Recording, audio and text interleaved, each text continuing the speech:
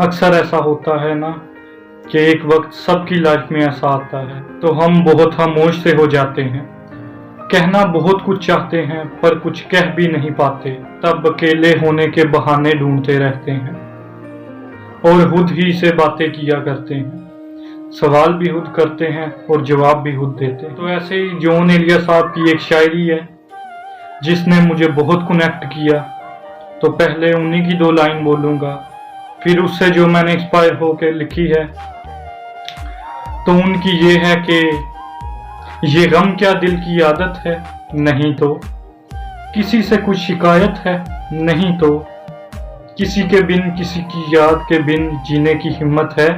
नहीं तो किसी सूरत पर अब दिल नहीं लगता, हाँ तो क्या कुछ दिनों से ये हालत है, नहीं तो। उसके आगे मैंने कुछ यूं लिखा कि वो तुझे वफा की उम्मीदें दे के तुझसे बेवफा हो गया, वो तुझे वफा की उम्मीदें दे के तुझसे बेवफा हो गया,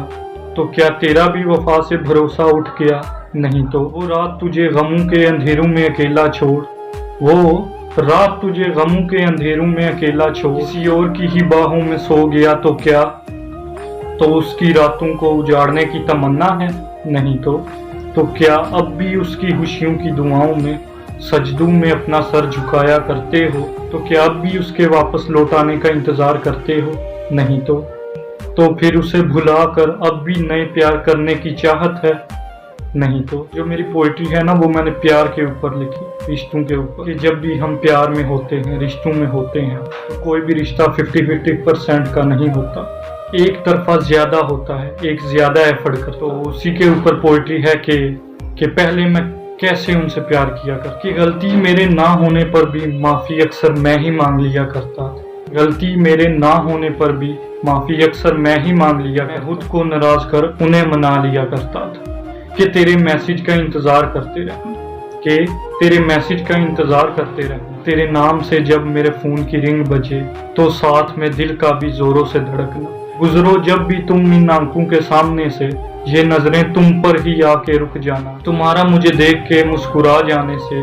मानो मेरा दिन बन जाए, तुम्हारे चेहरे की उदासी देखकर मेरे दिल का तुमसे बात करने के लिए तड़पना। हाँ शायद मुझे भी तुमसे प्यार था, लेकिन वैसा नहीं जैसा तुम मुझसे किया कर, कि उनकी छोटी छोटी बातों को ध्यान से सुनना, उनसे कही गई मेरी प्यार भरी एक लाइन को दिल में 100 बार रख, और फिर जब उनका मुझसे ये कह देने से कि तुम मुझे नहीं समझते, तुम मेरे प्यार को नहीं समझते। कहना तो बहुत कुछ चाहता था ये दिल उनसे, फिर ये सोच कर कि कहीं उन्हें कोई दर्द ना पहुंच जाए, अक्सर अपने जज्बातों को दिल में ही बसा लिया करता। हाँ शायद मैं भी उनसे प्यार करता था, लेकिन वैसा नहीं जैसा वो मुझसे किया करती। और अब उनके प्यार करने का तरीका, और कुछ इस कदर से वो मुझसे प्यार किया करती थी